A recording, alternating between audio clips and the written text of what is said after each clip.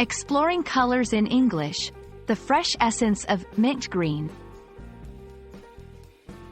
Hello, everyone. Welcome back to our channel, where language learning meets fun.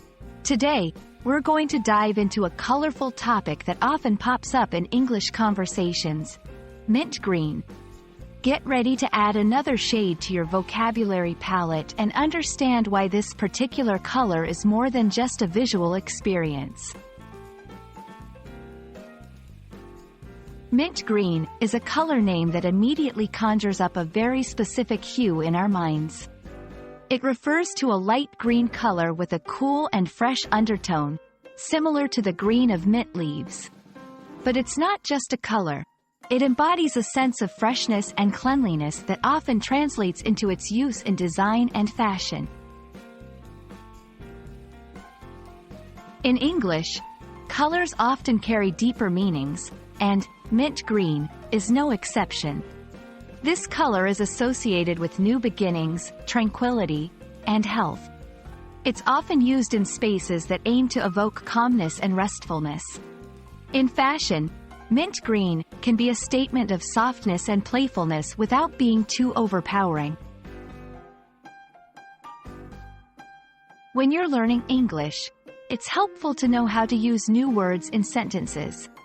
Here are some examples. I painted my room mint green because I wanted a relaxing ambiance. Her mint green dress was perfect for the spring picnic. They chose mint green towels for the spa to emphasize cleanliness and freshness. Mint green can also be modified to express different shades or feelings.